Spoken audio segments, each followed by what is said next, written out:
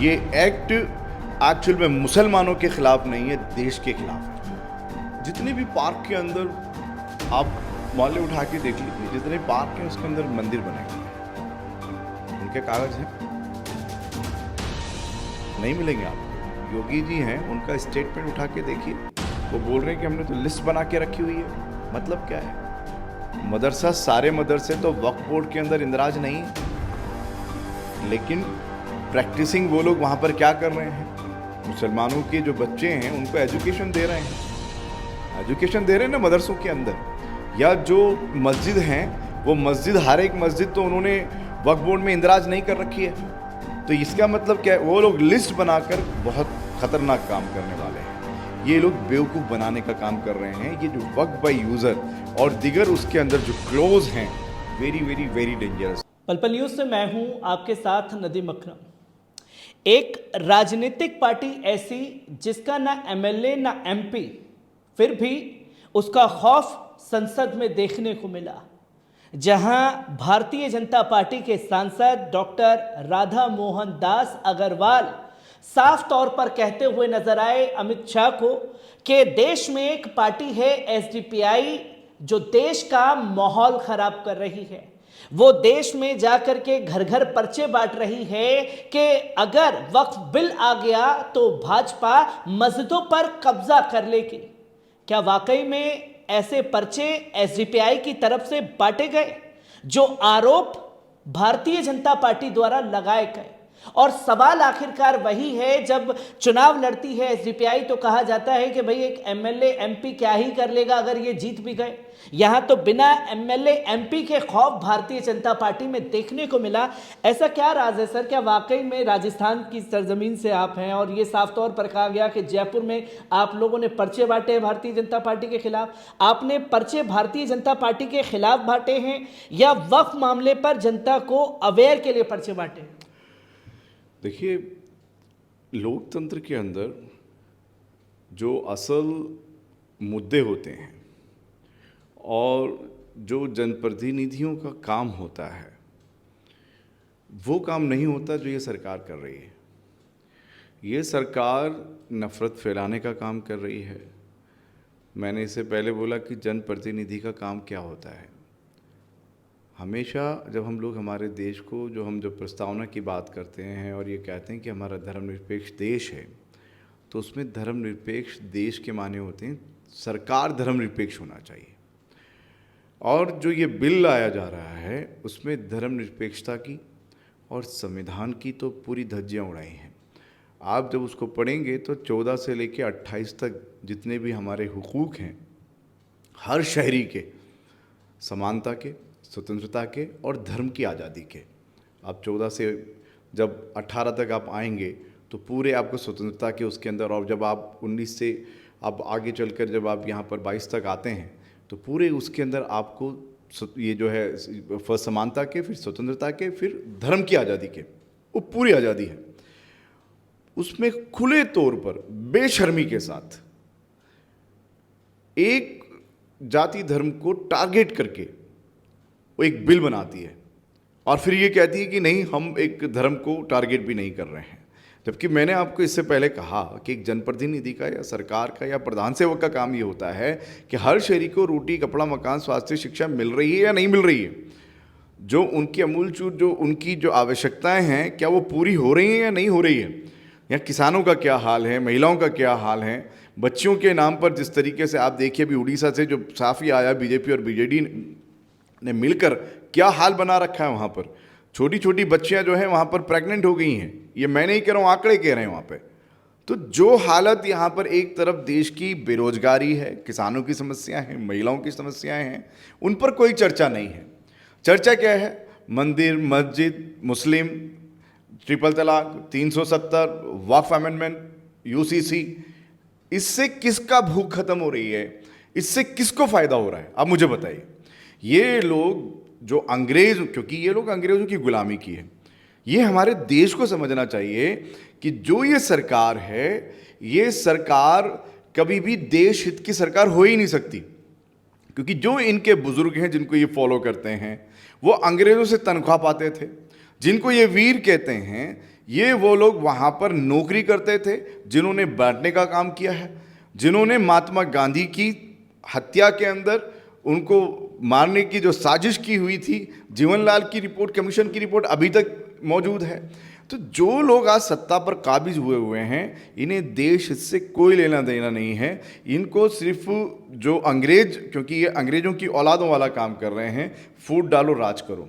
तो हमारे भारतीयों को ये समझना चाहिए कि ये जितने बिल बनाकर, एक बिल को लाकर एक्ट बना रहे हैं, वो फूट डालो राज करो का है। आप सोचिए कि जो अभी ये वक्फ अमेंडमेंट बिल लेकर आए हैं, जो अभी लोकसभा और राज्यसभा दोनों में पास करवा लिया, और कल परसों में हम प्रेसिडेंट साइन करने के बाद एक्ट भी हो जाएगा, बाद में गजट नोटिफिकेशन आ जाएगा। ये तरतीब की बात हो गई।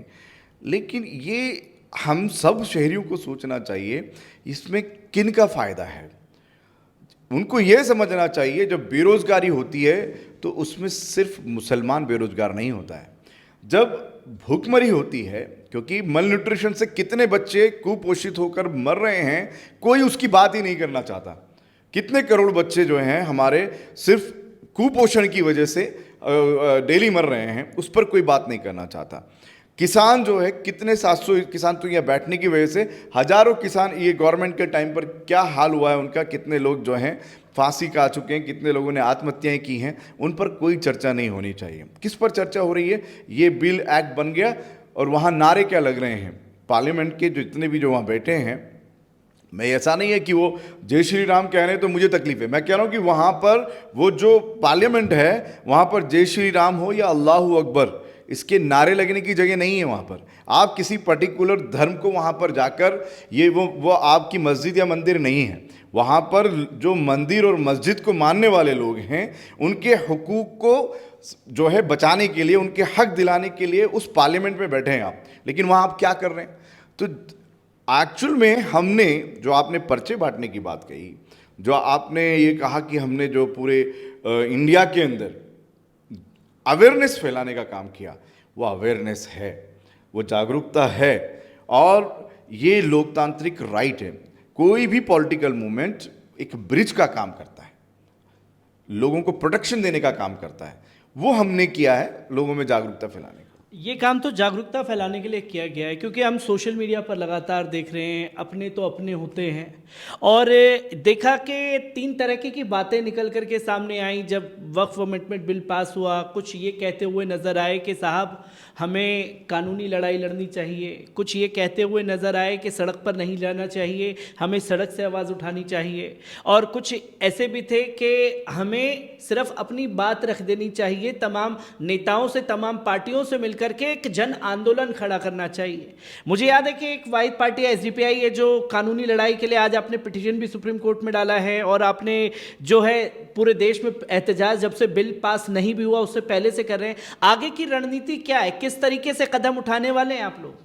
देखिए, डे 1 से जब ये लोग काला कानून बनाने की कोशिश कर रहे थे, डे 1 से जब इन्होंने वक्फ बिल को लाने की कोशिश की है, उसी दिन से हम लोगों ने जो ये वक्फ संशोधन बिल आया है, उसी दिन हमने उसको प्रतियां फाड़ी भी हैं, जलाई भी हैं, पूरे इंडिया के अंदर प्रदर्शन किया है।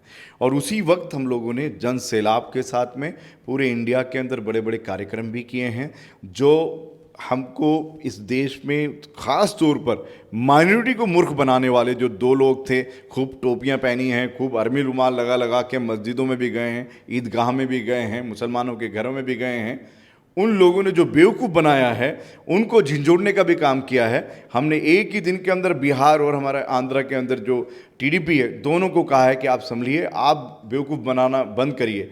तब भी हमने काम किया कि आप मान जाइए, क्योंकि अगर ये एक्ट बनेगा तो हमें मालूम है ये एक्ट एक्चुअल में मुसलमानों के खिलाफ नहीं है, देश के खिलाफ है। ये समझना चाहिए लोगों को। जो ये भ्रमित करके जो गवर्नमेंट यहाँ पर जो माहौल ख़राब कर रही है, और कब लेकर आ रही है, रामनवमी के मौके पे, क्योंकि फसाद कराना चाहती है। आज भी वेस्ट बंगाल की हालत देखिए कि वहाँ पर क्या आ रहा है कि विश्व हिंदू परिषद किस तरीके से वहाँ पर जो है ना माहौल ख़राब करने का रोज़ काम कर रही है। आज क्या किया है, उत्तर प्रदेश के अंदर हर मस्जिद के बाहर पुलिस फोर्स लगा के, वो लोग मस्जिदों के बाहर क्या कर रहे हैं पुलिस फोर्स लगाने के लिए। तो ये लोग जो संविधानिक हक हैं, जो आपके राइट्स हैं उन्हें ख़त्म करना चाहती है। ये संविधान के खिलाफ सरकार है, ये हम बार बार कह रहे हैं। इसलिए हम लोग जो भी मुद्दे हैं उनको रखकर हम लोगों को अवेयर भी कर रहे हैं और लोगों के लिए सड़क पर आकर लड़ाई भी कर रहे हैं। तो असल मानों में अगर कोई देश प्रेमी है, अगर कोई देश बचाना चाहता है, अगर कोई देश का विकास करना चाहता है, अगर देश को आगे लेके जाना चाहता है, तो social democratic party of India है। क्योंकि शफी साहब, हमने ये तो बात हुई कि आप किस तरीके से हर जगह कानूनी लड़ाई लड़ रहे हैं, सड़क पर भी उठा रहे हैं आवाज़ को, और संसद में बिना एमएलए एमपी के आपकी आवाज़ भी बुलंद हो रही है। पर सवाल यहाँ ये खड़ा हो जाता है कि किरण रिजिजू जो हैं वो साफ तौर पर पार्लियामेंट में कहते हैं कि 2025 से पहले जो वक्फ की ज़मीनें रजिस्टर्ड हैं, जहाँ मुसलमान सजदा करता था वो वहाँ सजदा करता रहेगा। 2025 के बाद जो नया रजिस्ट्रेशन होगा उस पर सरकार दावा करेगी। तो कैसे देखा और समझा जाए इस बयान को? दो तरह से देखिए, जितने भी पार्क के अंदर आप मोहल्ले उठा के देख लीजिए, जितने पार्क हैं उसके अंदर मंदिर बने हुए हैं, उनके कागज हैं? नहीं मिलेंगे आपको। हर जगह में जो वहाँ नगर निगम, नगर पालिका, नगर परिषद या यूआईटी उसके जो पार्क बने हुए हैं, या डीडीए की बात कर लीजिए, जो उनके पार्क बने हुए हैं उनके पर्चे नहीं बनेंगे, उनके आपको कोई भी रजिस्ट्री नहीं मिलेगी। एक तरफ तो ये है जहाँ पर अतिक्रमण किया हुआ है या जो भी उनके रिचुअल्स हैं, हमने कभी भी किसी ने भी आके, या अल्पसंख्यक लोगों ने तो इंटरफेयर नहीं किया। नंबर एक, जो लोग बाकायदा तौर पर, क्योंकि मुसलमानों के मज़हब के अंदर ये है कि बिना ख़रीद के आप उस मस्जिद में सजदा नहीं कर सकते जिसमें आपने अपना पैसा नहीं लगाया हुआ है। आपके अपने कब्रिस्तान जो होते हैं वो ज़मीन आप लोग जो वक्फ़ की होती है उसी में आप दफन करते हैं, सरकारी ज़मीन पर तो नहीं करते। सरकार ने तो कब्रिस्तान नहीं दे रखे, ये पहले से जो औकाफ़ की ज़मीनें हो रही हैं या जो अलॉटमेंट होते हैं उसका एक सिस्टम होता है। तो ये जो वक्फ बाय यूज़र की बात कर लीजिए, 2025 के लिए कह रहे हैं कि स्टेटस को रहेगा, ऐसा है तो आज उत्तर प्रदेश के बाद जो योगी जी हैं उनका स्टेटमेंट उठा के देखिए, वो बोल रहे हैं कि हमने तो लिस्ट बना के रखी हुई है। मतलब क्या है? मदरसा, सारे मदरसे तो वक्फ बोर्ड के अंदर इंदराज नहीं है, लेकिन प्रैक्टिसिंग वो लोग वहाँ पर क्या कर रहे हैं, मुसलमानों के जो बच्चे हैं उनको एजुकेशन दे रहे हैं, एजुकेशन दे रहे हैं ना मदरसों के अंदर। या जो मस्जिद हैं वो मस्जिद, हर एक मस्जिद तो उन्होंने वक्फ बोर्ड में इंदराज नहीं कर रखी है। तो इसका मतलब क्या है? वो लोग लिस्ट बनाकर बहुत ख़तरनाक काम करने वाले हैं। ये लोग बेवकूफ़ बनाने का काम कर रहे हैं। ये जो वक्फ बाय यूज़र और दिगर उसके अंदर जो क्लोज हैं, वेरी वेरी वेरी डेंजरस हैं। ये हम कल भी बोल रहे थे, अभी भी बोल रहे हैं। ये जेपीसी ने जो काम किया है वो बीजेपी को जो अंदर से काम कर रही थी उसको मजबूत करने का काम किया है। जेपीसी का मामला हम ये सोचते हैं कि संघ परिवार ने उनको जो डाटा दिया है उसको रखकर उन लोगों ने और भी खतरनाक काम किया है। कोई जेपीसी ने ऐसा कुछ भी अमेंडमेंट करके उसको नहीं किया है, उल्टा उसमें और ख़तरा है। मोहम्मद शफी साहब हमारे साथ मौजूद थे, जिन्होंने खुल करके अपनी बात रखी कि कैसे एसडीपीआई सड़क से लेकर के सुप्रीम कोर्ट तक और सुप्रीम कोर्ट से लेकर के संसद के अंदर तक जो आवाज़ गूंजी है वो आवाज़ वक्फ के मामले पर हर जगह जारी रहेगी।